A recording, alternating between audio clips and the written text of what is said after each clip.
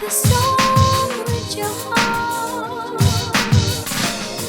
Play the storm with your heart. What is good, YouTube? This your boy Aaron. It's Brian. And this is the Courtside View Podcast. And today we are back and we reacted to the NBA playoffs.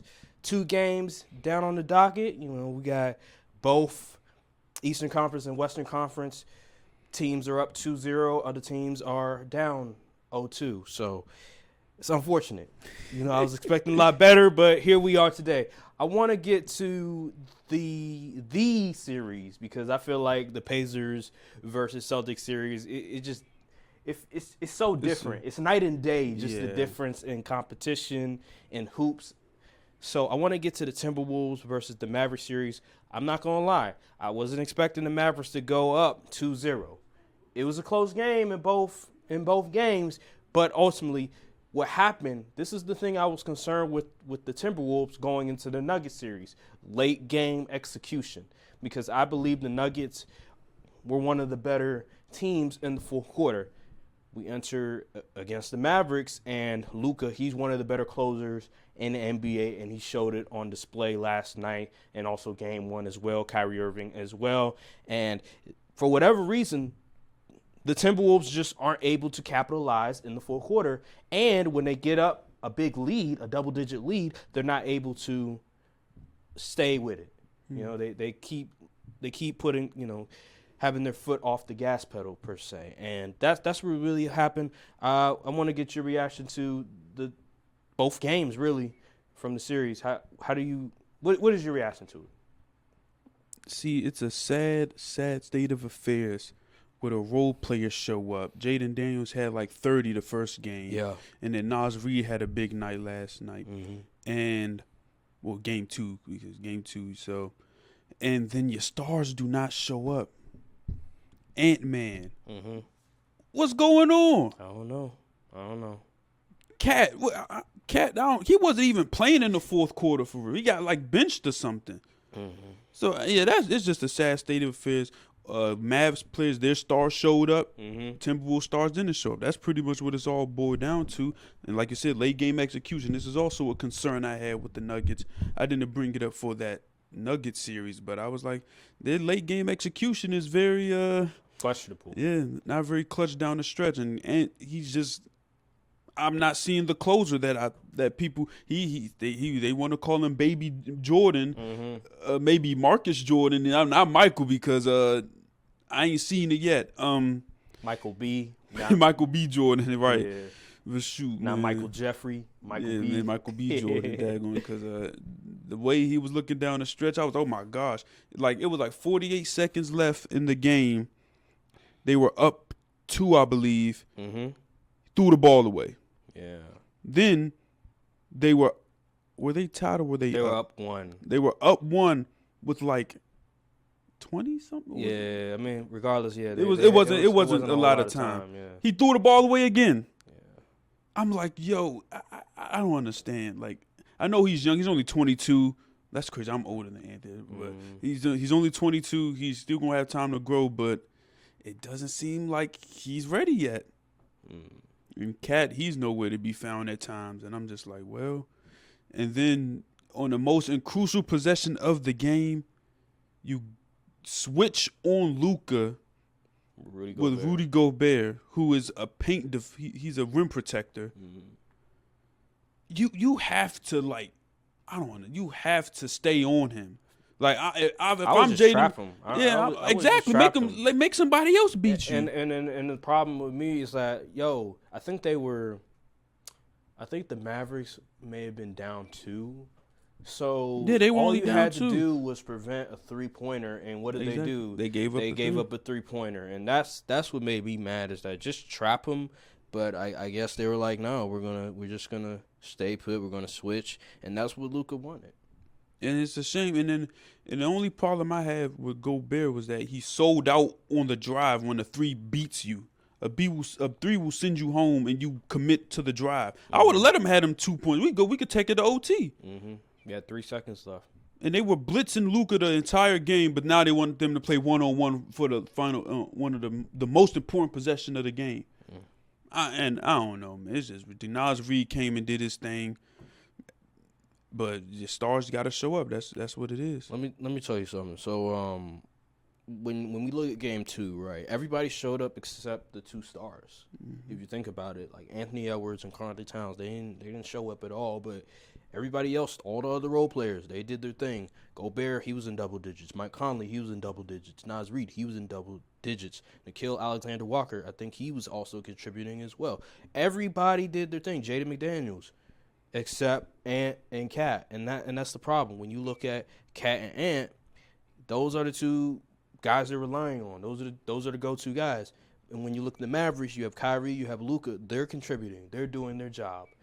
Some of the role players are not showing up on the Mavericks, but Luka and Kyrie are still doing their job. P.J. Washington is not shooting the ball well. He's not doing a good job at all. Derrick Jones Jr., he's been inconsistent. He's been on and off. But for the most part, it's been Luka, Kyrie, And Derek Lively. Yeah. Everybody else has been hot and cold. When you look at the Timberwolves situation, the role players are showing up, but star players are not showing up. And that's why they're losing the game. Now, just to talk about the coverages and everything, when I looked at this game, the Mavericks were trapping Ant, but it wasn't to the degree that the Nuggets were doing. I think it may have been either game 4 or game 5 where they were doing it almost every time down the court. It was a mixture of coverages.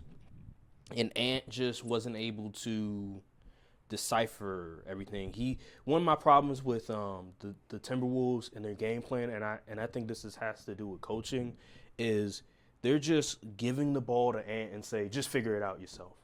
It's never a play called for him. It's always, whenever they're doing play calls, it's always to like the role players. It's always for like, Jaden McDaniels get open for a 3 or Nas Reed get open for, like, it's never to make the game easier for Cat and for Ant. And my thing with Chris Finch and Micah Nori, they need to figure out how to make the game easier for Karl Anthony Towns and Cat, because you looking at the game and they just all they're doing is just, here, Cat, at the 3-point line, here, go figure it out. And Cat, he's trying to bulldoze over guys and everything like that, like it's football, to try to score. And that's just not your game, bro. Like, you're not shifty enough as a big man to create your own shot. Like, that's just not him. I said this before, I'm going to say it again. Like, he plays the game so awkwardly. He looks so uncomfortable when you have to ask Cat to create his own shot. They have to figure out a way. They have to get some plays designed for Ant and Cat so that they don't have to work so hard to get a bucket. When I look at Anthony Edwards, it's like every time down the floor, first of all, he's getting the ball from out of bounds, and they're asking him to run the offense so much. When you have Mike Conley, I'm like, just have Mike Conley run the offense down. Have him be a scorer. I feel like it's too much of Ant being a facilitator than scorer. And another thing that the Mavericks are doing really well is that with Anthony Edwards, what you don't want to do is get him not a free lane, but like for him to have a lane that he can go to. So like they're shrinking the floor, they're covering those gaps in between so that he won't be able to just speed boost to the lane, because that's what he wants to do. If you notice in the game, like, he's so far from the 3-point line, he's asking for a screen because he wants to have the momentum to get to the lane, so he can use his athleticism and speed. But what the Mavericks are doing is they're like, all right, but we're still gonna have guys making sure that those gaps in areas are contained and that you can't get a free ride to the rim. Ant continues to do that, and you see a lot of times he'll pass out of the jump to like a Jaden McDaniels in the corner or whatever. And sometimes it works, but a lot of times it's a turnover. And what they need to do, what the Timberwolves need to do, is they have to stop doing that, number one, because it's just exerting too much energy out of Anthony Edwards. You see he's tired a lot. He's tired. It's no excuses. I think they said when they took him out in the fourth, he was getting oxygen in the tunnel or something. Yeah. And the problem is that the way that they're utilizing him, the way that the offense is designed right now, is why he's exerting so much energy. You have to make the game easier for him. Call plays for him. He can score in the mid-range area. He's fundamentally sound where he has a post fadeaway. The comparisons to Michael Jordan are fair when it comes to his skill set, his ability to score from the post area. He can shoot the fall away jumper. He can shoot the mid-range. He can shoot from the post fadeaway. Figure out some way to do that instead of just having him get the ball out of bounds play all the way from the other side of the court and have him call for a screen close to the half court line, and then he's trying to speed boost to get to the lane, and then ultimately he's going to have to pass out of that to the corner, or he's going to turn the ball over. And that's why we see him so gassed, because he keeps doing that over and over again instead of just having Mike Conley run the offense, running a play to free up Ant, make it unpredictable. It's too predictable. The offense is way too predictable right now. And until they do that, it's just he's going to continue to struggle. And then he's guarding Kyrie Irving on the other end. Yeah. So you're asking him to guard one of the best point guards we've ever seen, the best handler of the basketball we've ever seen, the best finisher under the rim we've ever seen at a point guard position.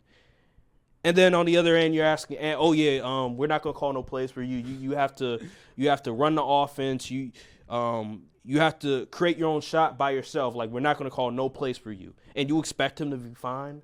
That's not gonna work. So they have to figure out a way to make the game easier for Ant. If they don't, then they're gonna be out of here in 4 games. Yeah, I agree. It's definitely a lot of, like, the amount of times I've seen Ant just call for a screen so he could get that first step on a defender and drive to I was like, it's not working. It's just not working.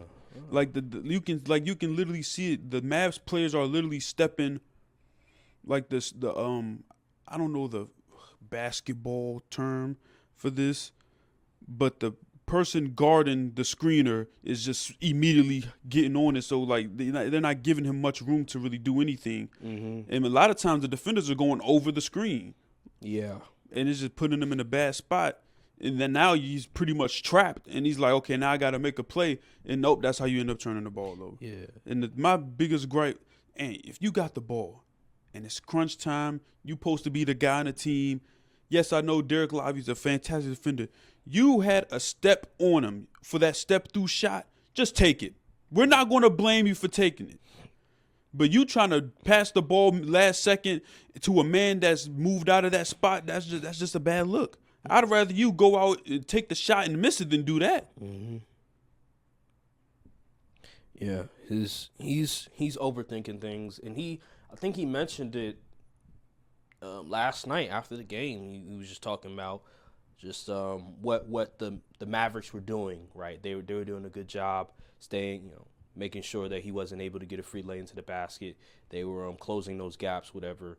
And I think he also talked about just overthinking things. And that's what really he's doing. He's overthinking things a bit too much. But I go back to the coaching again. Like, you have to make it easier for your players. And right now I'm looking at Chris Finch and I'm looking at Micah Nori. Y'all have to design something up to get Ant an easy bucket.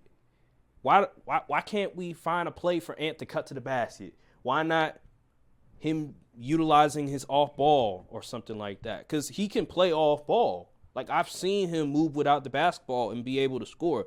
Like, it can't just be Ant dominating the basketball all the time like he's James Harden or something like that. Like, we need him to get easier baskets than that. And right now they're not doing that. They're putting too much on Ant, and that should not happen. Like, it reminds me so much of the Boston Celtics with Jason Tatum. Like, literally, it reminds me so much of that, where last year is a great example where it's just so much one-on-one basketball. And you see it's literally a mirror of both teams, really, where we're asking these wing players to create everything. No play designs. It's just they're just going one-on-one, and when they try to drive to the basket, there's so many people packed in the paint. So what are they going to do? They're going to try to pass to the corner. They're going to try to pass to the wing, and it's going to be a turnover.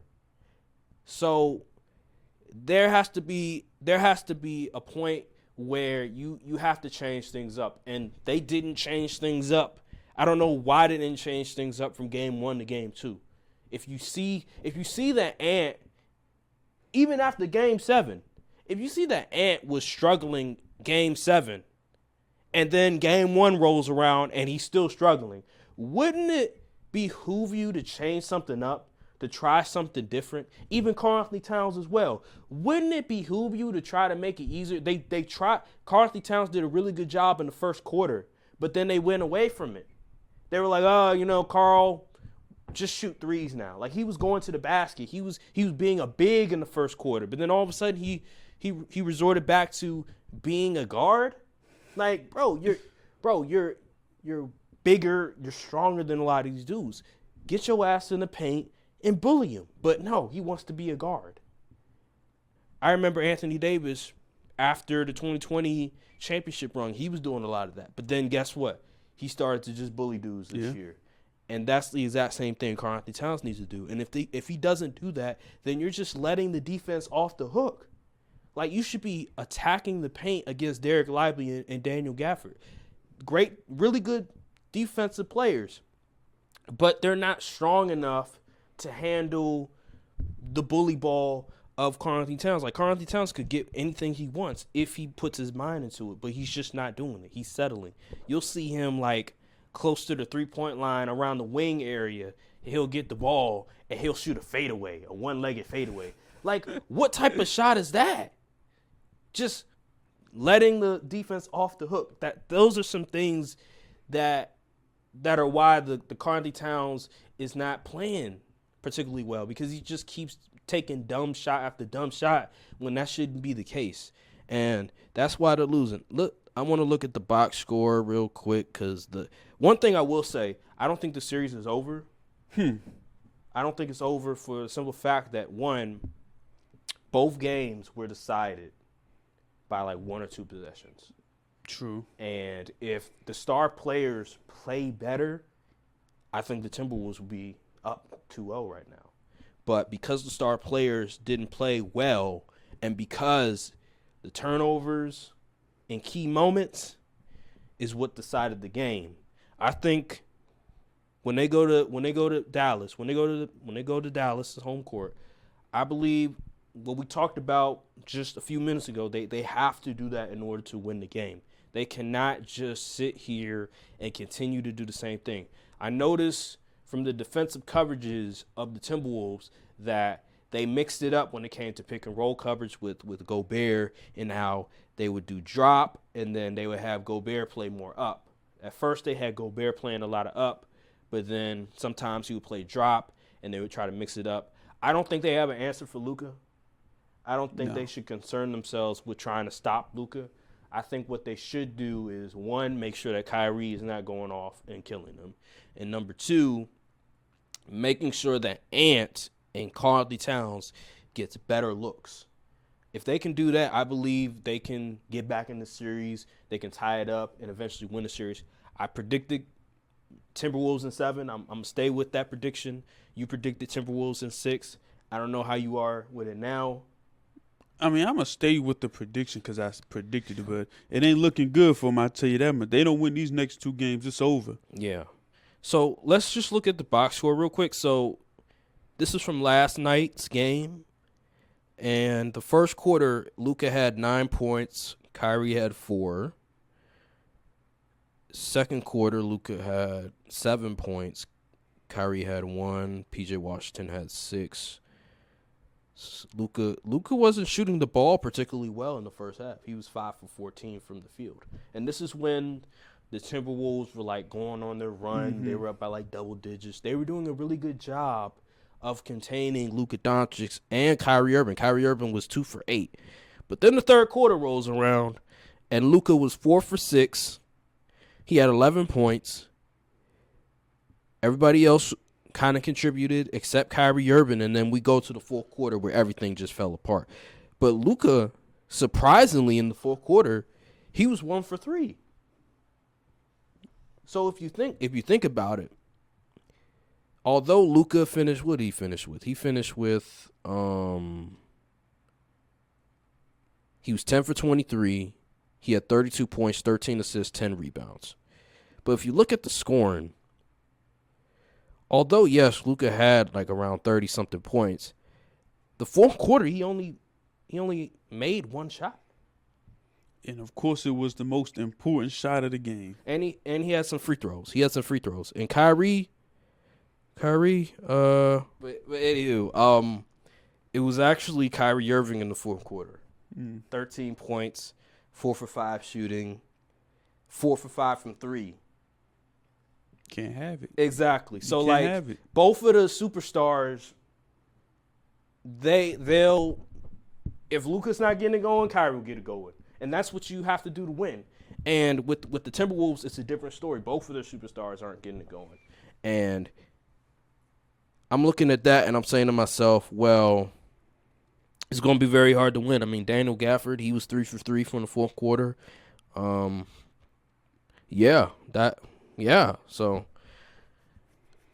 I just think the Timberwolves at the end of the day, they're right there. If they don't turn the ball over, if they execute better in the fourth, they will win. They win the game. It's just they don't make no adjustments. There's no adjustments going on, and I'm a bit concerned. Like you beat the Denver Nuggets, who were the reigning defending NBA champions, but when you play the Dallas Mavericks, you have no adjustments. You have no other way of scoring, of defending. And I'm just like, I'm baffled by it. This is what happens, man. This is one of the I would say before this playoff, I said nobody wants to see the Mavericks. They're a tough matchup for a lot of teams, especially teams like the Timberwolves that generate a lot of rim pressure on offense, but the Mavs have the bigs to guard that. And getting to the rim is a big part of the Timberwolves offense. As you see, it hasn't been working as well.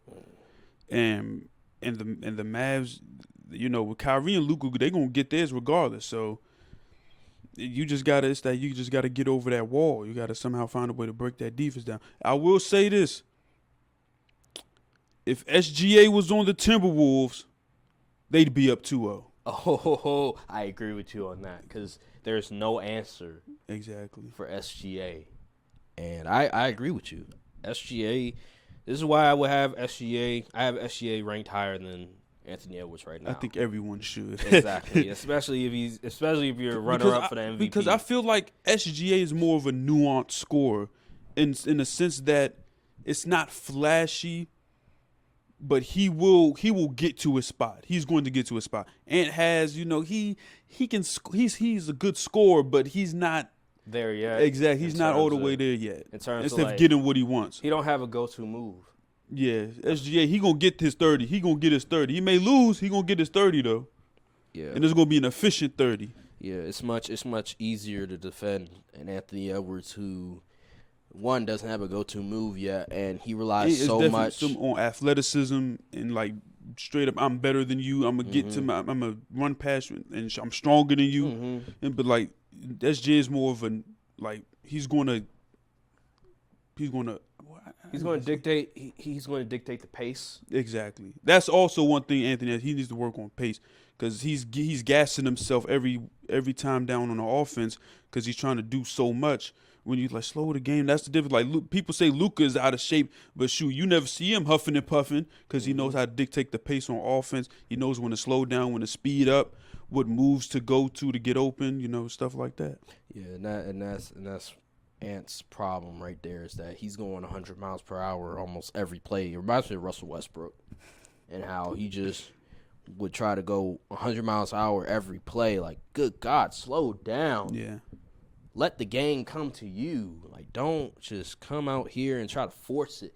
And I look at Ant and I feel like he's just forcing it. Like, I remember it may have been the fourth quarter where I think he got the ball around the corner or something, and it looked like he was about to drive, but then he decided to not to. He was going to drive to the baseline, and then all of a sudden he just swerves, and then goes somewhere else, and then he passes off to somebody else. And I'm just like, are you okay? You know? Like, what's going on? Like, he just looks so out of sorts.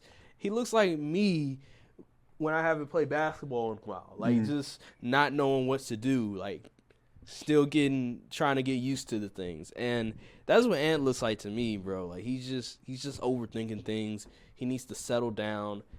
Hopefully, when he watches film, he realizes that, because he's doing the same stuff he did Game 7, Game 1, and now Game 2. And he needs to, when he gets to Game 3, he needs to settle down, and he needs to slow the pace down, and he needs to dictate the tempo, not the other way around. And I thought, I was watching Inside the NBA, and they made a great point in how the Mavericks, one of the things, they're a really good shooting team. And when you look at the Timberwolves, they're a bit streaky when it comes to shooting. And when they played the Nuggets, remember, the Nuggets were streaky. Yeah. They were missing a lot of good looks. Now, I mentioned this in how, although they were good looks, the Timberwolves did a really good job of messing up the rhythm. Michael Porter, Jamal Murray, KCP, and all of them. They did a really good job of messing up their rhythm, even though they were good looks, because they were forcing them to rush shots a lot of times. Even though they were good looks, they were forcing them to rush shots. With this team in particular, you can't rush them. You're not going to rush Luka. You're not going to rush Kyrie. They dictate the pace. And with the Timberwolves, they have to dictate their own pace. And it just seems like they're just uncomfortable. Like, they don't know what they're doing half of the time. If Mike Conley, if they're not running a play for a role player, if Mike Conley is not scoring off the pick and roll with the floater every time, it just seems like they don't know what they're doing half of the time. There's no sort of system. I don't know what their system is right now. Like, it just looks out of sorts. And until they find some sort of rhythm, they're going to find themselves in this predicament. But they're right there. Like, it's crazy. Like, they're right there. The game is close. We're talking about all these question marks, but it's like a one to two possession game. Yeah, it's actually, let me see. Last game was game 1 was decided by 3 points, and last night was decided by 1 point. 4 points total in the loss margin. I still think that the Timberwolves, they have the better dudes. Yeah. But execution. The smarter team. Who's the smarter team at the end of the day? And it's the Dallas Mavericks right now. They have to become the smarter team. I wouldn't just say that, but like, the stars got to show up. If Cat and Ant just rolled out of bed correctly and just showed up, they'd be up 2-0. Yeah. It's just that simple. Your guys got to show up. Mm-hmm. That's exactly what it is, man. The stars got to show up. Once they show up, everything takes care of itself. But we'll see. But they're in a bad predicament now because the camera stopped. Oh no. Okay, they're in a bad predicament now because you got to play at Dallas, and we all know when home you go up 2-0, and now you coming back home. Mm-hmm. Role players start hitting shots they wasn't hitting on the road. So, and then that crowd energy, that stuff matters, man. So, hey, now y'all got to work twice as hard just to get the same work. Mm-hmm. I will say this, though. The Timberwolves have been playing well on the road. Yes, they played well against – hey, if you beat the Nuggets 3 times on their court, that just shows the mental toughness. That just shows the coaching staff and their ability to get the team rolling. So I trust the Timberwolves will be able to tie it up. It just comes down to the mentality of Ant, the mentality of Cat, and the coaching staff being able to get easy shots for them. And if they do that, then I think they'll win the game. I believe in them, and that's how they I have see no it. choice. And then my final point on this matter, because I think Inside the NBA, those guys brought up a good point in the difference between OKC guarding Luka and Kyrie versus the Timberwolves guarding Luka and Kyrie. And it's that OKC, they had Lou Dort. He's a bigger, stronger, more physical guy. that can disrupt Kyrie, that can disrupt Luka a lot better than a Jaden McDaniel, who's a lot, skinnier. He's lengthier, but that doesn't really hurt Luka at all, because remember Mikal Bridges, he was all defense and Luka was having his way, and it's because it's more of like because Luka he's bully ball, so he uses his strength, and if you're not able to use your strength against Luka, then he's gonna cook you every time. So when you look at the Anthony Edwards and the Jaden McDaniels guarding him, they have no way of defending him, because he's just gonna bully them and get wherever he wants to, and he dictates the pace. He's not a guy that relies on his speed in order to get around you. So that's why Luke is able to get whatever he wants. And, yeah, that's why I say I'm not really going to worry too much about Luka, because he's going to get anything he wants regardless. It's about everybody else. All right, let's go to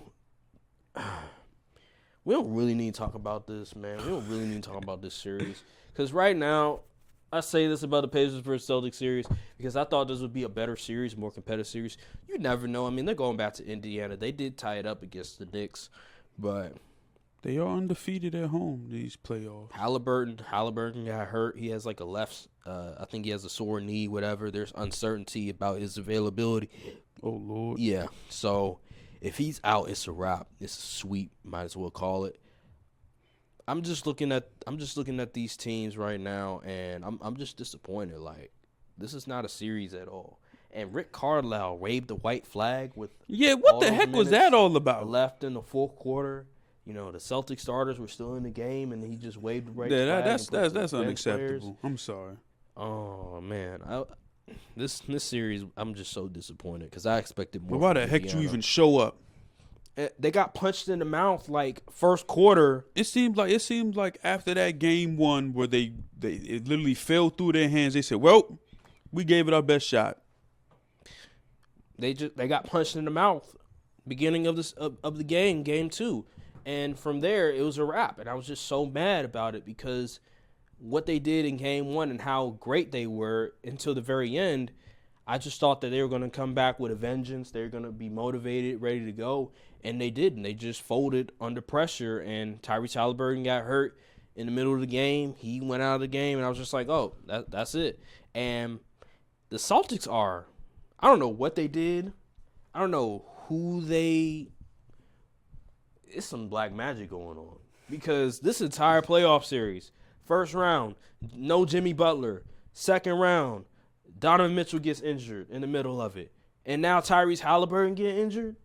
So the best players from the 3 teams they face get injured. What deal did they make? They made a deal with somebody, and they must have been like, all right, last year, Tatum going to have to get hurt in game 7. But guess what? Next year, we're going to take care of it. You got sacrifice last year. But this year, we're gonna help you out. We're gonna allow you guys to get an easy road to the NBA Finals. It's unbelievable. It makes me sick. And if the Mavericks make it to the NBA Finals, Luka's dealing with the injury, so you don't know if he might get hurt. So like I'm just like I have never seen an easier path to the finals than this path. I can't think of one. People want to talk about the Bucks when they went to the finals. Shoot, look at the Celtics. Who the Celtics had to play? You kidding me? The easiest run in the finals I've ever seen, and that's including LeBron when he was on the Cavs the second time, and the Bucks that one year, the Miami Heat. You know what I mean, with LeBron. I'm just saying, like, this right here is ridiculous. This is like every round. It's a cakewalk. Just no sort of adversity back on the wall. Like, just, we're going to just cakewalk in 5 games. Even when stuff starts to look shaky for them, they still somehow just pull it out. And Jason Tatum, he's getting carried a lot of these games. He doesn't have to do much. He doesn't have to do much carrying. I'm just like, this is not ethical hoops at all. Like, I'm looking at the Western Conference and just the slugfest that it is. Like, a lot of these teams are just, they are battling it out. They're duking it out. Mavericks versus Timberwolves. Timberwolves versus Nuggets. Mavericks versus Thunder. It's a lot. You know, these guys got to work. They working to get to their position. While with the Celtics, it's just like, hey, man, I easily path to the finals. I know they're the number 1 seed, but this is the conference finals, bruh. And you telling me their path to the finals is against the Indiana Pacers, who nobody thought was going to make it to the conference finals. Yeah, nobody. Especially the way Halliburton was playing after the All-Star break. I thought they were going to lose to the Bucks. Yeah, well, if with Giannis, I thought they would. Yeah, I thought they were going to lose to the Bucks. I thought even with Damian Lillard, I thought, oh, maybe, you know, Damian Lillard, he could possibly carry this team against Indiana. And then I thought they were going to lose to the Knicks. And they got lucky because of some injuries. It's like you can't make this stuff up.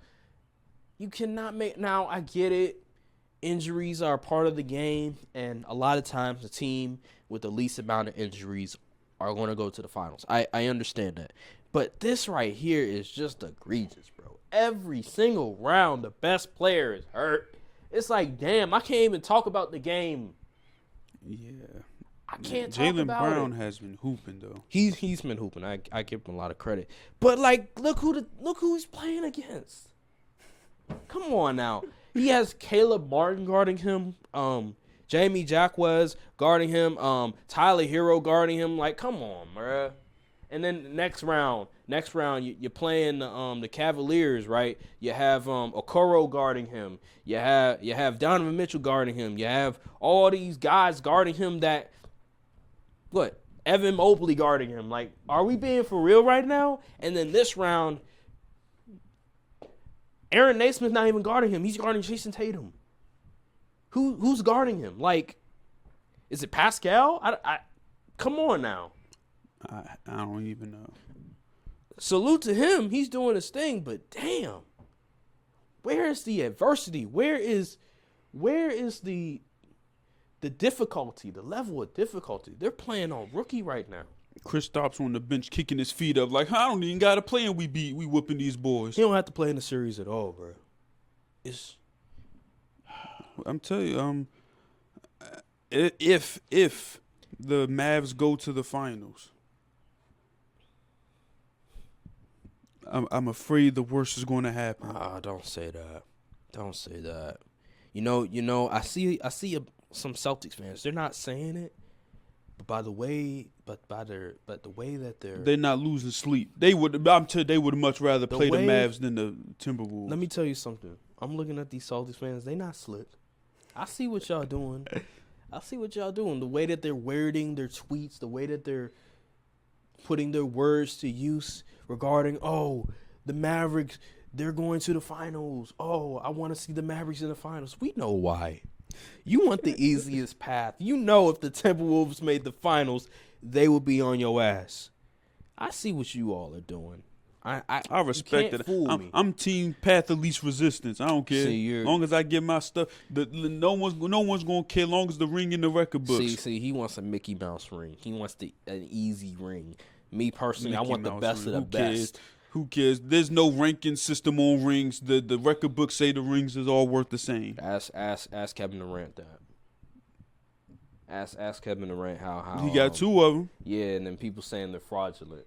Who cares what they say? Oh, who cares what they think? Who they supposed to be? They ain't no appraisal people. Like, come on now. So when NBA legends are criticizing Kevin Durant and his move to go to state in those rings, you think it doesn't have any weight? He's still making the Hall of Fame. Oh, okay, but he's still a top 20 player all time. In terms of all-time rankings for his talent, you don't think that doesn't have any weight? The fact that legends of the game don't respect the rings? Do they even have rings? Yeah, a lot of them mostly have Charles rings. Barkley don't. Okay, Charles Barkley is different, but I'm just saying like other legends of the game that have rings. When they look at Kevin Durant's move to Golden State and him getting those rings from the team that beat you previously, I mean, it does hold some weight in terms of. Well, then Kevin Durant could say, I played in the league with better players than y'all did. All right, but still, joining the team that beat you, man, this is not a Kevin Durant argument. This is not a Kevin Durant argument. Regardless, I look at the Celtics. Okay, We're the going mission- to remember. The mission is accomplished. We're going that to he did. remember regardless. I'm telling you that right now. I don't care what you say. People like myself and other people are going to remember this stuff. We're going to remember the path to the finals. I'm telling you that right now. Like you can't tell me that if Jason Tatum wins a ring getting carried, that we're not going to remember Jason Tatum getting carried to a ring. I mean, yeah, but is it really gonna matter? at the end of the Yes. day? Yes. Really? Yes, it is. Or is it only gonna matter on NBA Twitter? I'm telling you, bro. I'm telling you. So you're gonna call Jason Tatum a superstar if he wins a ring? You're gonna be like, oh, Jason Tatum, he's moved up on my list now. If he gets carried, if every round we find out that the best player gets injured and he wins a ring, are you gonna be like, oh yeah, Jason Tatum, he's certified now? Yeah. Stop it. We did it for Stop Jokic. it. Stop it. Stop it. What you mean? I We mean, did it with Jokic was the best, hands down the best player. But the way the teams they played last year wasn't all that. But at least the best players were not hurt.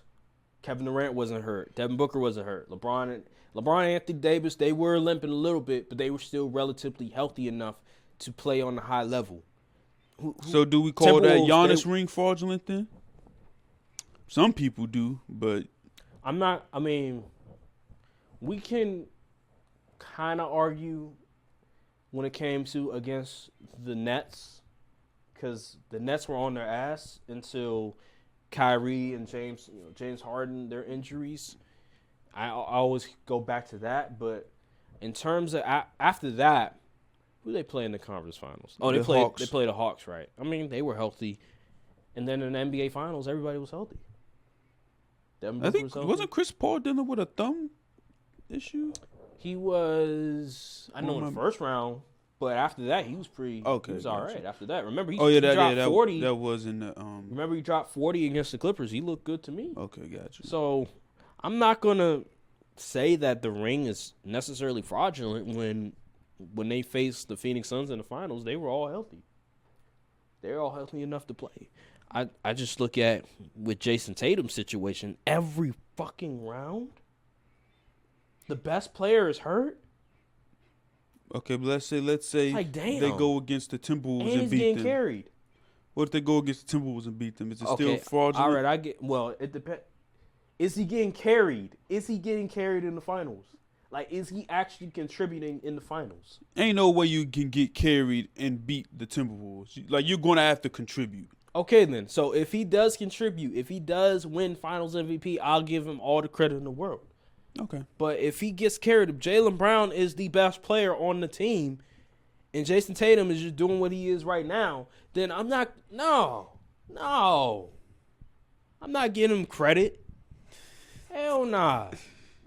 Real hate. You damn right. I'm a hater. I'm a Celtics hater. I don't really care about the players all that. I'm a to hater. Dislike them all that much. I'm a hater. Yeah, I'm a hater. I don't like Jason Tatum's game. I don't.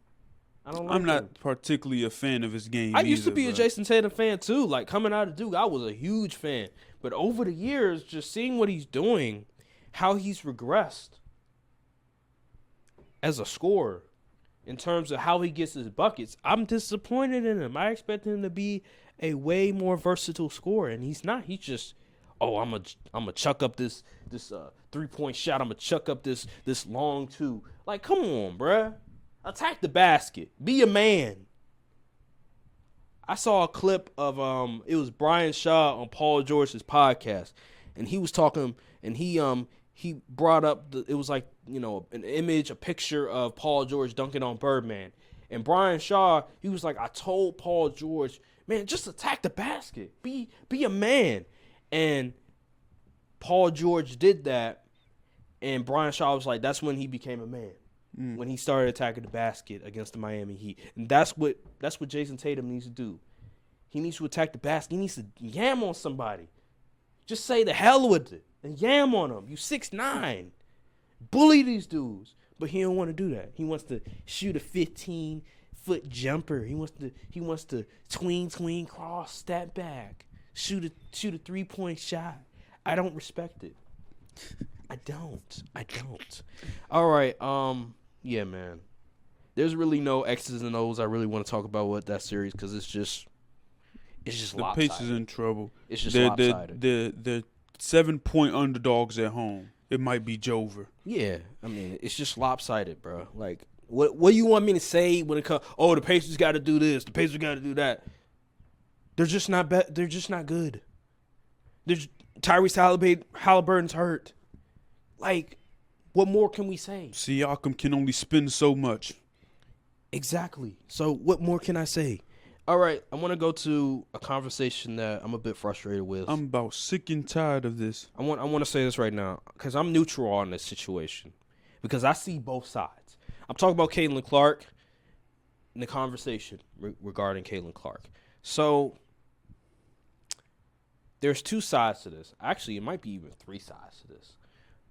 There's the side of a lot of people are getting sick and tired of the media and the amount of attention that is going towards Caitlin Clark's way, right? And then there's the other side where it's a bunch of people that are mad that there are a lot of people that are crying about, oh, the players, they're being so tough on Caitlin Clark, like they keep doing all. They should be appreciative of Caitlin Clark. That side of people are tired of those people pretty much saying that. And then there's the side of people that are they're making it a gender race war type of thing where it's like, oh, it's only the reason why the WNBA is what it is because she's this white, she's white and all this other stuff. And I'm getting sick and tired of it, man. I'm getting sick and tired of it because just let her hoop. Just let her hoop. There's so many different sides, so many people complaining. And it seems like it really sort of went out of control when LeBron started talking about it.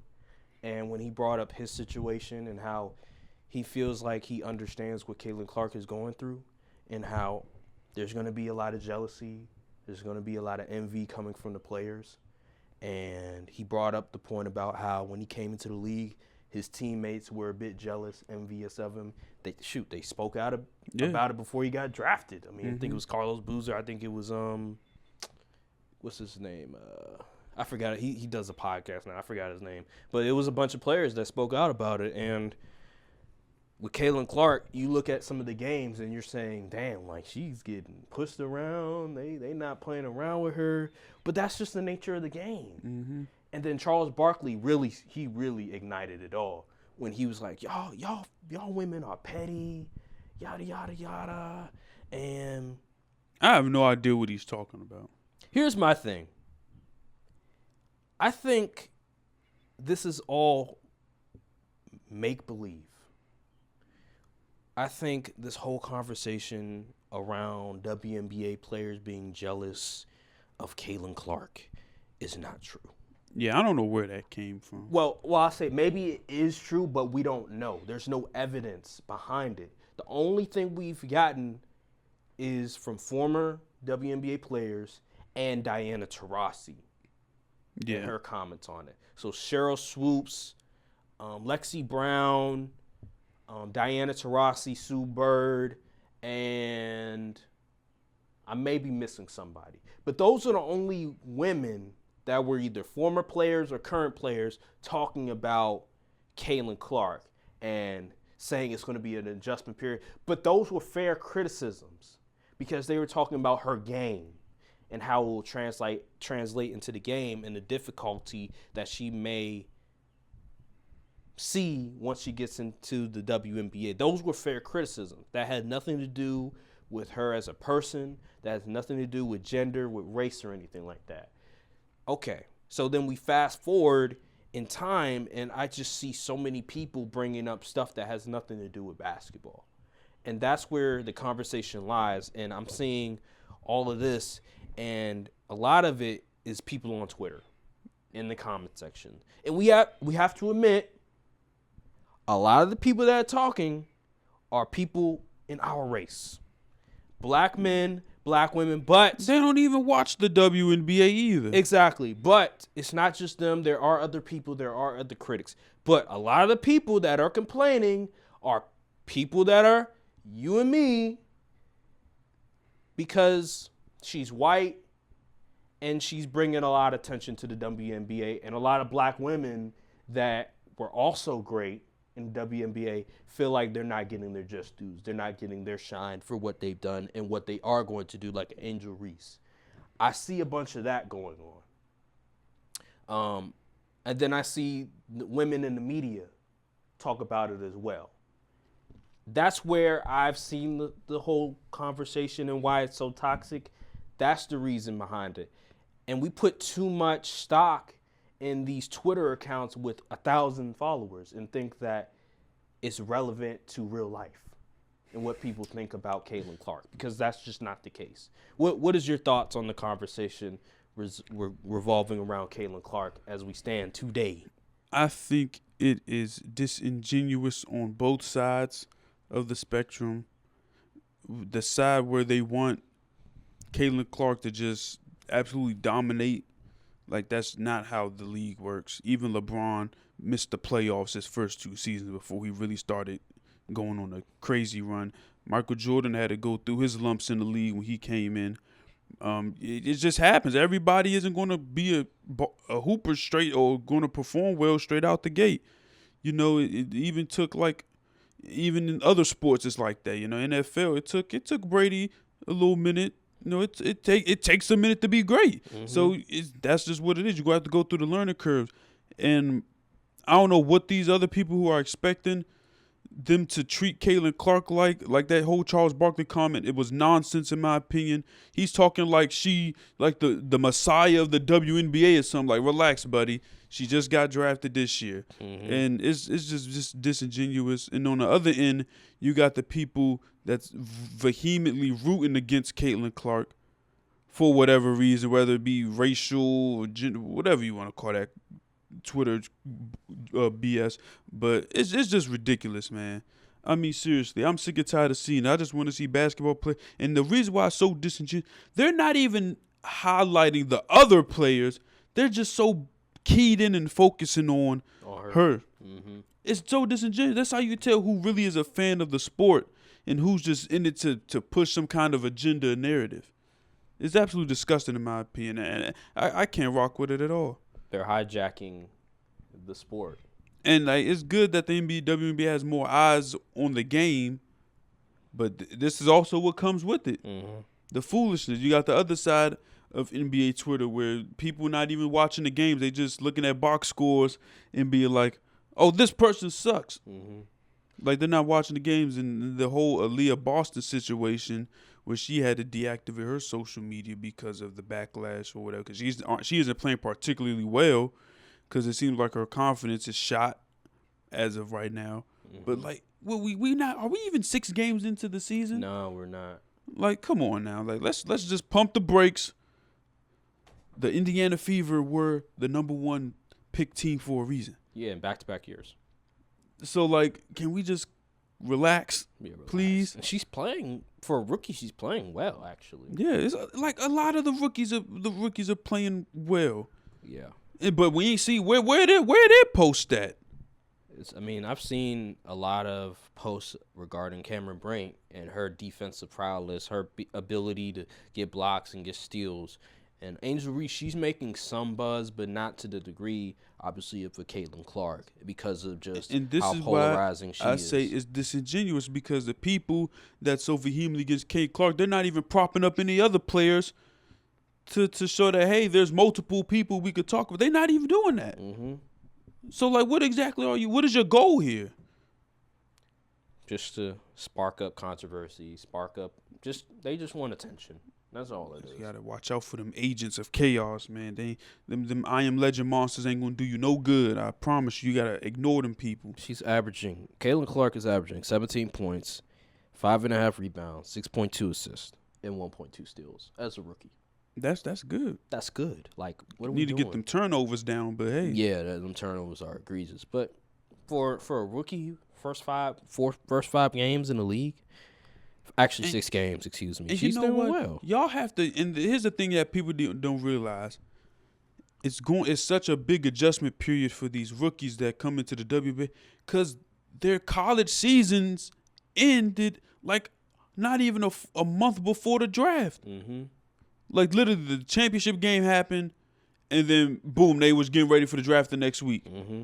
Like they're playing on tired legs, yeah. Especially if you went to college where you go deep into the tournament on the year-to-year basis. Like you're tired. Mm-hmm. Like you didn't get an off season. As soon as you finish that championship game, boom, straight to draft. Then we going straight to workouts, preseason. Now we play like you don't know how fatigued these players are. Yeah, and she's playing for a rookie for her scenario. She's playing good.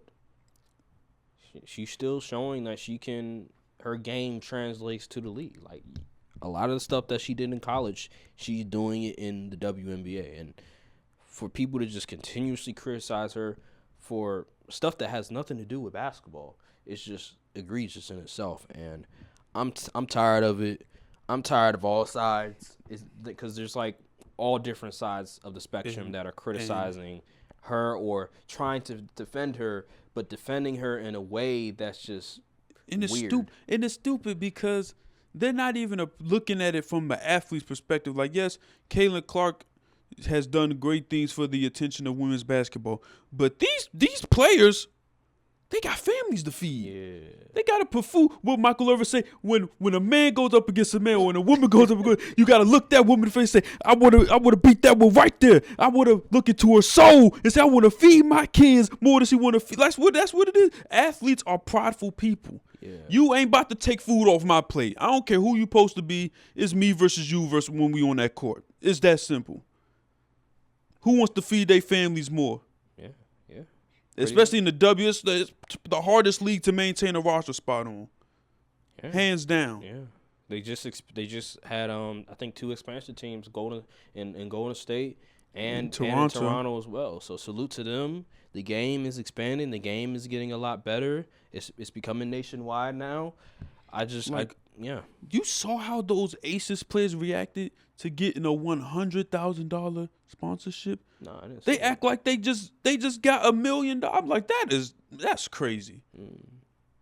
So yeah, they gonna be competitive. They ain't giving up their spot. You kidding me? No, they're gonna have to work for it. Exactly. She's gonna have to work for it every night. She's gonna have to understand that this spot is not guaranteed. That the league is still not at a point where you're afforded that luxury. You don't get a few years to figure it out. No, you got to do it now. And the fact that she had to play in college, a deep run in the NCAA tournament, play in the championship game, and then turn around and have to prepare for the WNBA, like not even 2 months, 8 months. Not even a month. Yeah, and then she's doing this on this stage. You got to tip your hat on that. And that's all I'm going to say when it comes to that. I'm not going to bring up all this other banter and BS nonsense. Keeping the basketball. LeBron James, what he said, he stick to basketball. He was absolutely right on that matter. He spoke about something that revolves around basketball and his situation. He was the chosen one. He was this big name coming out of high school. Caitlin Clark, she's gotten all this attention. She's got all this bravado, all this other stuff. She transcends the sport, just like with LeBron. And he can speak on that issue. He can speak on that stuff. And he was right. And he wasn't out to disrespect anybody. Did he have any evidence to back up what he's saying? No. But if you watch the games, I mean, it's very apparent that the women are making, sending a message out to Caitlin Clark. It ain't going to be easy. And that's okay. Yeah. That's fine. I like it. I like the competitiveness. I like that the women are going out of their way and saying, hey, it ain't gonna be sweet up in here. I remember You gotta earn your stripes. I remember Lonzo Ball had all that attention coming out of college. First game in the league, Patrick Beverly was like, yo, it ain't easy up in here. It ain't sweet. All that stuff you doing in college, all that stuff you doing on the internet. When you go in the NBA, it's gonna be like this every night. And Wemby had to earn his stripes too. And that's fine, bro. There's a learning process. You're gonna have to deal with it. And guess what? She's still learning, but right now she's doing a hell of a job in the process of learning. Although she's made so many mistakes, although she has the most turnovers in Fever history, she's still learning. She's still playing particularly well for a rookie. And I tip her hat. And all the people on either side, I want y'all to do simple. Tell me what the Indiana Fever's offense is. If you can tell me what the Fever's offense is, then I'll maybe consider some of this nonsense. But until you can tell me what the offense is, I don't want to hear it. Yeah. It's just unnecessary criticism. It's unnecessary back and forth. Just let her play. You can criticize her game. You can criticize that, but everything else is just unnecessary. It's really just people searching for attention. That's really what it is. And we have to stop giving these Twitter accounts with 1,000 followers all this attention and thinking that their voice matters, because it doesn't. That's until we do that, then we're going to still have this issue going on for the remainder of the year. And I'm done with it, just like with you. And I just want everybody to just focus on her game and to appreciate the WNBA. Because remember, the group chat that we're in, somebody posted, it was this woman who's averaging like 25 a game. On the Dallas Wings? Yeah, and she's playing great basketball. But nobody's talking about her because everybody is complaining about what Caitlin Clark is doing. And it's just she hasn't said anything. She's just playing the game. She's just chilling. And people are just taking sides. It blows my mind. Like, it's just this girl who's just playing the game and she's doing nothing. She's just playing the game and people are just out here taking sides against her. It's just a nasty word. Man, the Mystics are terrible. Yeah. I want to go to Bronny James. We mentioned this last week, right? And I didn't know if Bronny James was going to stay in the draft or not. Somebody told me that Bronny James is going to remain in the NBA draft. I think that's a mistake. There was a report that he's going to have a private workout with the Phoenix Suns, that's all Rich Paul right there. Like, he's like the 54th best prospect, and he gets a private workout. Nepotism, baby. I respect. Hey, at the end of the day, I want Bronny James to succeed. I want him to make the league. I really want him to make the league. But my bad. My bad. I said the Wings. I meant the Lynx. Excuse me. Oh, the Lynx. For the Minnesota. Yeah, Minnesota Lynx.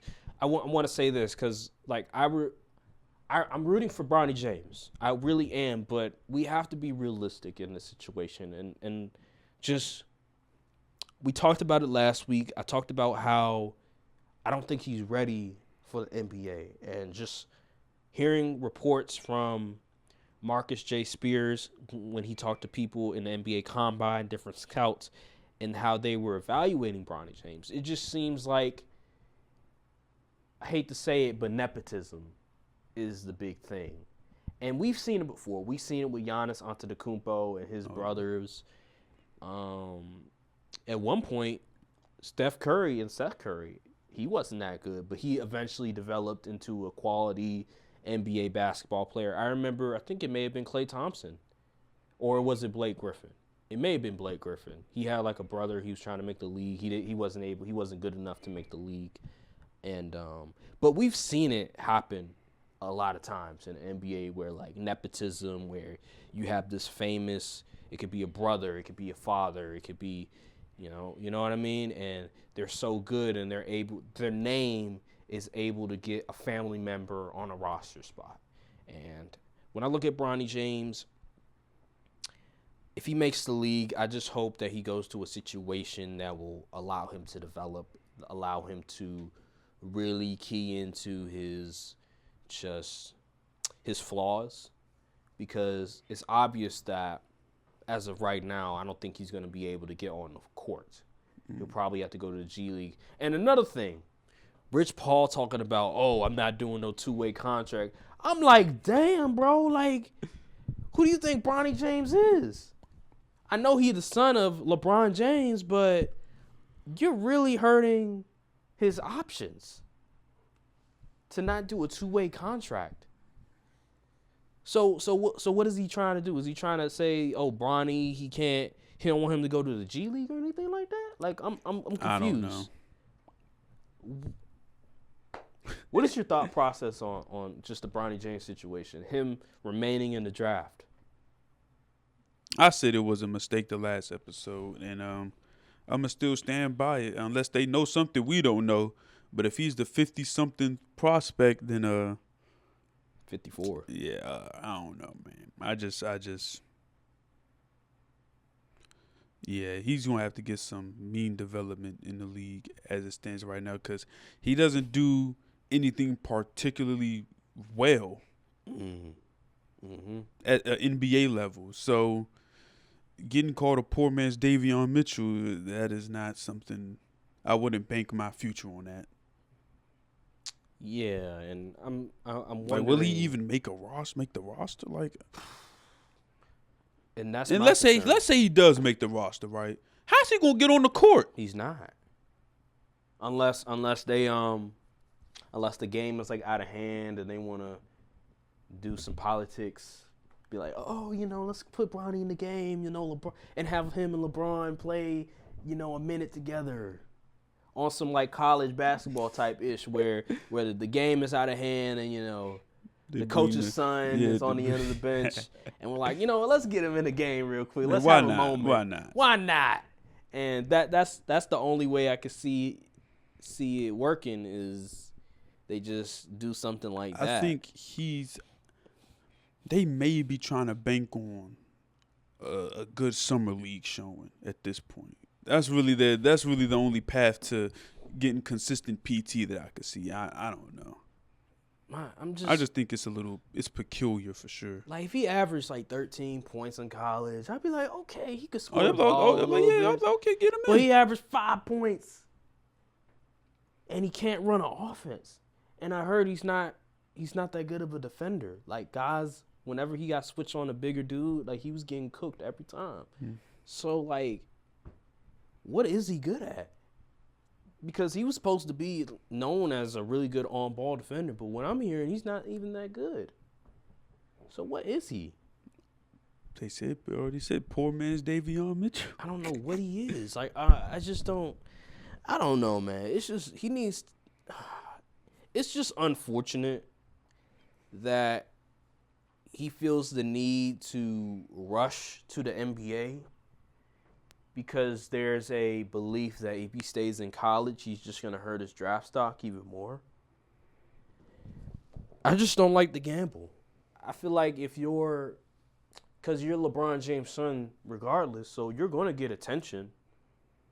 Why not develop in college? Why not find a team that will help you develop into the player that you want to be? Now, as of right now, he's like a tweener. And it's weird because here's my thing that I don't understand. Because I look at Carmelo Anthony's son, and this dude right here is a bucket. Yeah, he's a bucket. And you can tell, like, Melo has really worked on his game. Like, he's getting coached by Melo and Chris Brinkley, who's like one of the better trainers when it comes to basketball. So he's getting a lot of help in terms of refining his game, his fundamentals.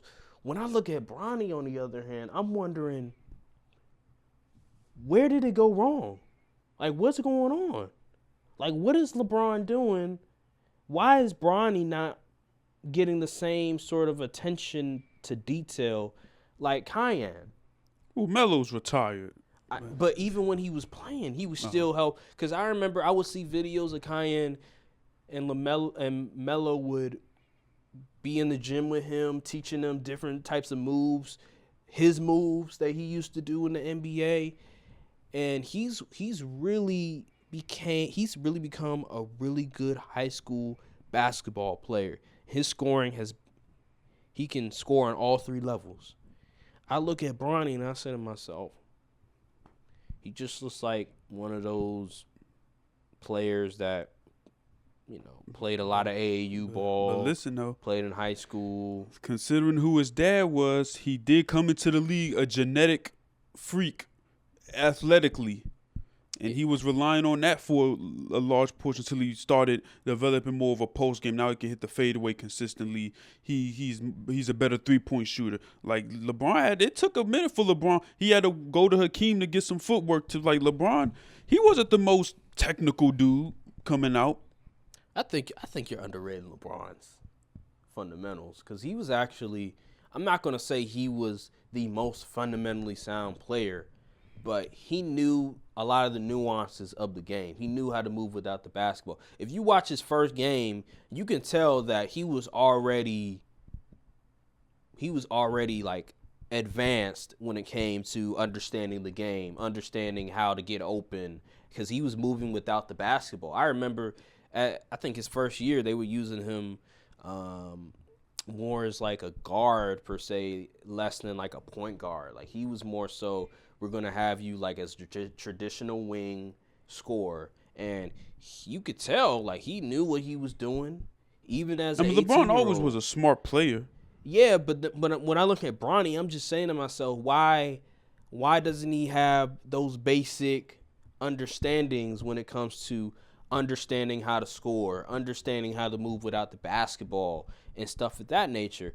When I look at Carmelo's son, it just seems like he understands a lot of the nuances, a lot of the intricacies when it comes to basketball in itself, how to be a good scorer, understanding how to score, understanding where to pick your spots on the court to score.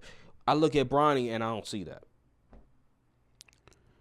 Some players are just different. Like I don't really think Bronny is the type of player to really want to do that kind of stuff.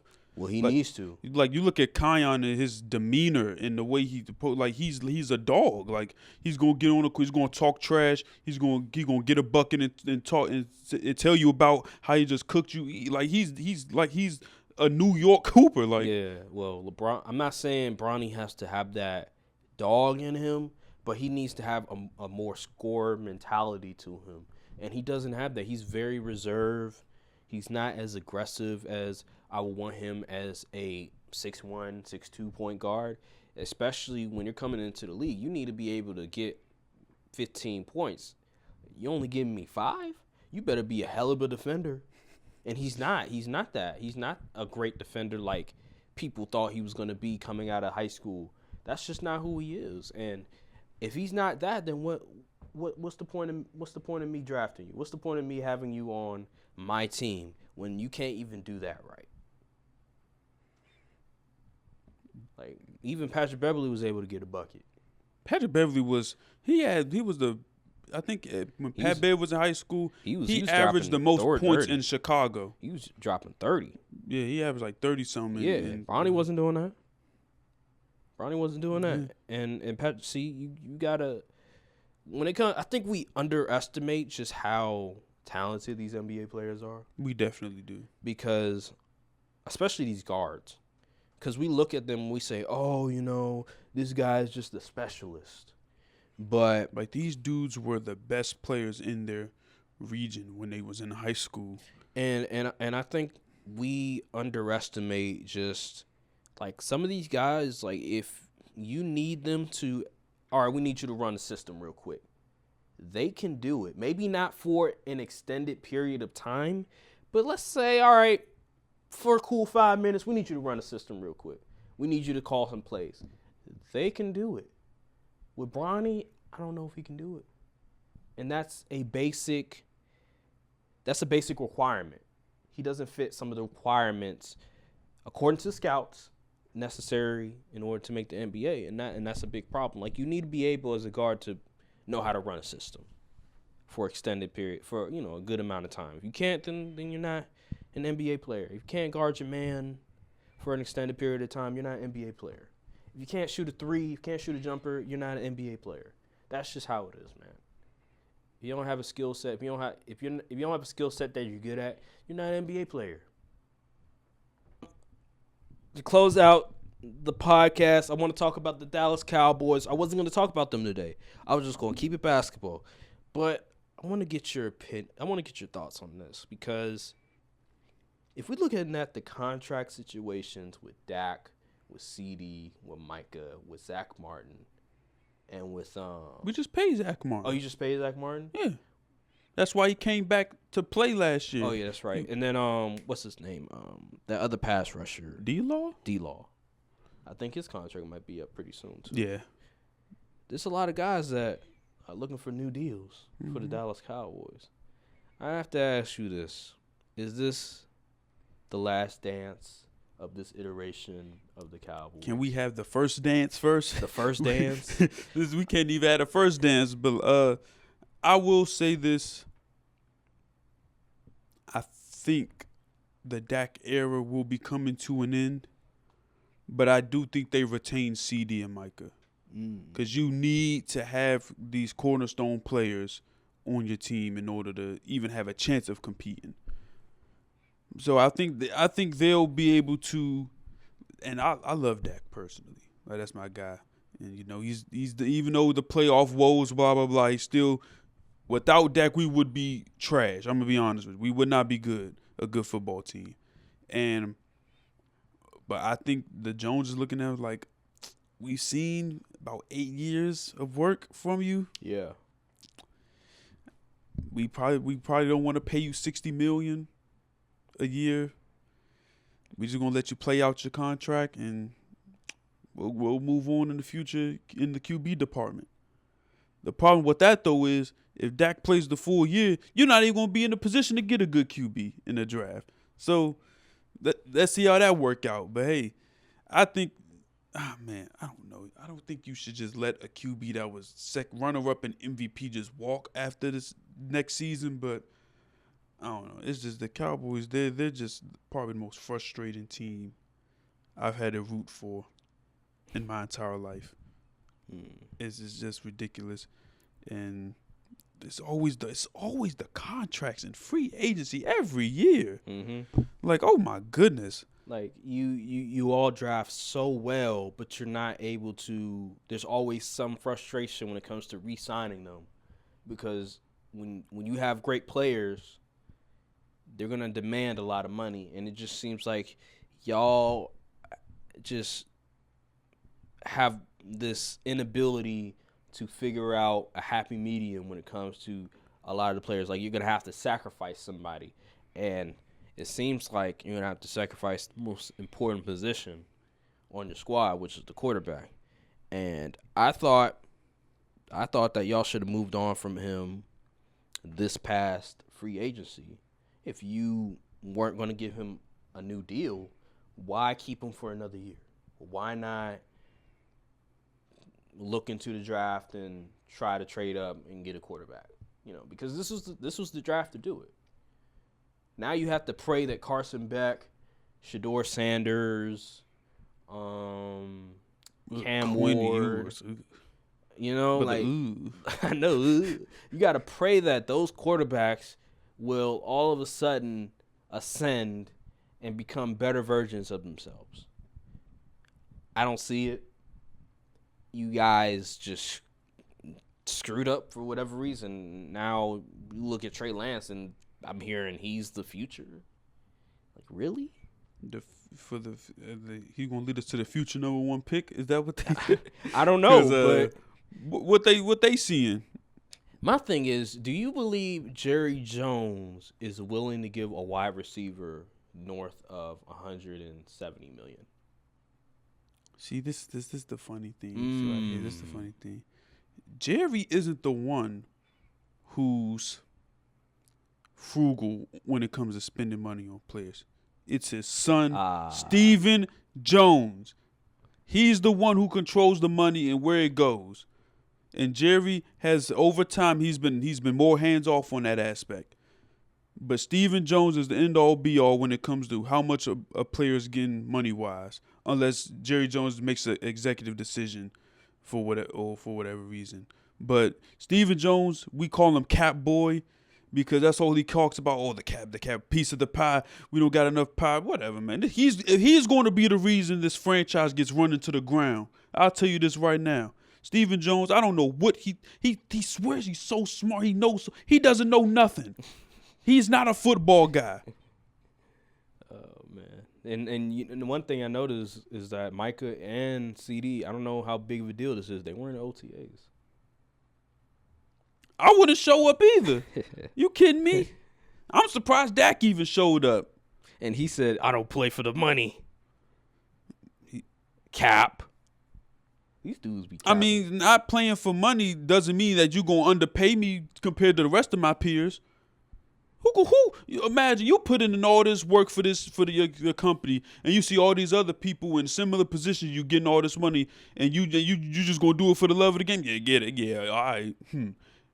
Your boss is always blaming you for the reason why stuff is effed up, even though he giving you crap equipment to work with, and now I'm gonna just take the blame for less money? Heck no, I'm gonna need my just due. You kidding me? Right, and then if you go to the market, you already know people gonna exactly. So it's like, exactly. So y'all trying to. You ain't about to lowball me, and I got to put up with all this media scrutiny, and then you ain't defending me. No, that's fool's math. Heck no. Mm-hmm. So I'm on my money. I bet the Giants would love to have Dak Prescott. Man, it's probably like half the league would love a Dak Prescott. Mm-hmm.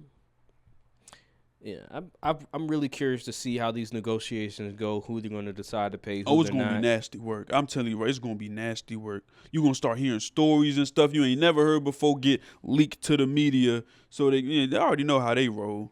I ain't got no faith in this front office at this point. Only ones I respect up there is Will McClay. Mm-hmm. Steven and Jerry, I can't. Mm-mm. If you're not going to pay what they want, just trade them. Why are you wasting all this time? Because these players put butts in seats. They'd rather sacrifice the future just so they could get some money now. So, hey, that's the hill. I ain't in the business defending this front office. If they want to blow up this franchise and run it to the ground, hey, I'm going to just watch the train wreck from afar. That's why a lot of teams that continuously win, like the Packers, like the Chiefs, and et cetera, they win because they understand that. You said the Packers. Hey. They go to play. Hey, we go to playoffs every year. We go to championship games, and we beat the Cowboys. So that's another thing. But they understand that, hey, if we're not going to be able to pay you. Should have said the 49ers, somebody, even the Lions. I don't know. You said the Lions? The current Lions. So they make it to a championship game, and all of a sudden it's like, oh, they're winning.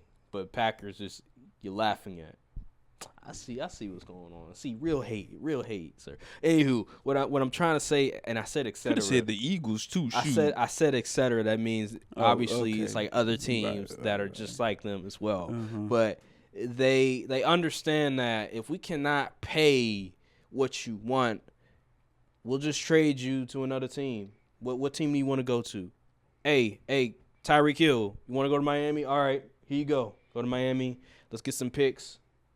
Maybe a player, and then we'll move on.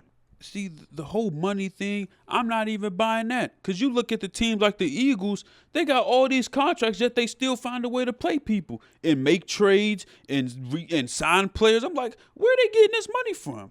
Mm. But the Cowboys, they always, we don't cap. But like, what about this team? What about this team? Mm-hmm. They don't seem to have cap issues. It's just an excuse. And only dumb Cowboys fans is buying it.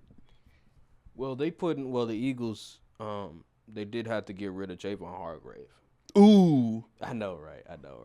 But he was a big contributor to their run to the Super Bowl. So that was a big loss for them. But then again, they drafted Jalen Carter, he's gonna exactly fill that role for them. They have a succession plan per se. Like you draft Nolan Smith, you draft Jalen Carter, you draft Nakobe Dean. Like you have a succession plan in place. So when those older players retire, they leave teams, you can plug and play those dudes, and you're not gonna have to pay them as much in order to reach not the same sort of level, but close to the same level in production. So with the Cowboys, it just feels like there's no plan. They take players when they leave. They try to fill replacements when the player leaves instead of like thinking ahead. Mm-hmm. Right. Like Tyron Smith left. Oh, we got to get Tyler Guyton. Like, where was this contingency plan the years before? Mm-hmm. And with the Packers, I will say about the Packers, they got very fortunate. One with Jordan Love, that was the big one. The Jordan Love one, that was a big one. And they got criticized for it, but they got very fortunate in that one. And when they traded Devontae Adams, they didn't have a replacement. They had to wait a year. And then they drafted some rookies and everything, and they had to learn on the fly. They didn't play particularly well with Aaron Rodgers, but the next year they got experience, and they drafted another wide receiver in the second round, and he played well with them, and they was able to do well. But with the Packers, they always have a succession plan when it comes to offensive linemen, I could tell. And then also they have been doing a really good job when it comes to drafting certain defensive players and filling those needs and stuff, because a lot of the players like the Za'Darius Smiths and the one guy that we had at middle linebacker who's gone now, we let them go because they're going to cost too much. And with Cowboys, I just feel like y'all are not doing that enough, where you're preparing for the inevitable, and that's now you see your team is top heavy. It's very top heavy. Like there's not a lot of depth. Am I wrong about that? I mean, it just seems like there's not a lot of depth when it comes to the team. At skill position, I would agree. Yeah, skill position, right? Yeah, I'd agree. Yeah, because I mean, the offensive line is pretty solid. Yeah, y'all have really done a good job at. I mean, it's always O-line team, yeah, you know. Yeah, but in terms of like the receiver position, the running back position, the tight end position, I mean, it's Jake okay. Ferguson making it's All okay. Pro this year. Yeah, it's okay. Stamping it. Jake Ferguson's okay, but okay. You kidding me? Oh my God, here we go with this. But like corner, I mean, I don't know, 2 All Pros on the. Is Gilly still on the team? No, he's not getting re-signed. Oh, so you have Trayvon Diggs, DeVon Bland, and DeVon Jay Lou in the Bland. slot. Okay, That's a solid corner. Safety. What about safety though? Still the same. No J-Ron Curse though. Yeah. But the safeties weren't. I have an issue with the safeties. Linebacker position. Linebackers, we got better at linebacker. What about D-line? We lost Dorrance Armstrong and Jonathan Hankins, as well as Fowler. Those are rotational dudes. Yeah, rotational dudes. But the biggest loss on the D-line is probably Hankins, because he was our true one tech. We don't really have a one tech as of right now. We're really banking on Mozzie Smith to make that leap and put some more pounds on him so he won't. That's Dan Quinn's fault, man. He tried to make him a 3-tech dude. I'm like, no, bro. Let him play the 1-tech like he did at Michigan. So, yeah, I think Zimmer going to get the defense right. It's the offense, I'm like. But then again, Mike McCarthy had the offense look. I don't know. Offense was good under Mike McCarthy as long as Dak and CD was playing buddy ball. But I'm telling you, we one CD disaster away from purgatory. And we got Zeke. Oh, my goodness, Zeke. Old man Zeke. I hope they just give him short yardage carries. Old man Zeke in the building. They need to put him on that short back treatment, because he cannot be the lead back. Oh, man. Yeah, bro. I mean, we still going to be a good team. Like, you ain't going to see the Cowboys on the schedule, oh, that's food, unless you like the 49ers or something. Yeah. You gonna have to play good ball in order to beat the Cowboys. So I just don't think we a 12-win team again, like or stuff like that. I give y'all. I say we 10 wins. I give y'all 9 wins. I think Jaden Daniels might get one off y'all. Oh, yeah, right. I think. Hey, you not seeing them clips? I seen that one throw he had, it was like towards the side. That's a good ball. I think Jaden Daniels might. There's a get difference one between whoever he was throwing against and Trey Diggs and Deron Bland. Damn, they should have put the Commanders on Thanksgiving for y'all, not the fucking Giants. Damn Giants. I can't stand. Oh my goodness! I'd be sick if I was Giants fans. The man Malik Neighbors. I don't think he said a single positive thing since he landed in New York. And then Daniel Jones saying he's fired. He's something about being fired up or not fired. I don't know what he. Someone said he needs to fire it up. Oh my goodness, man. Yeah, it's a bunch of banter. Giants, I kind of feel bad for you. Yeah, I don't. Y'all really just need a QB, honestly. All right, well, I can't stand the Eagles though. I hate they always do the right stuff. As long as they got tush push man at QB. Well, they have Kellen Moore as the OC now. Godspeed. All right, well, if there's anything else you want to say before we get out of here. No, not really. Okay. All right. Well, we'll end it on this one.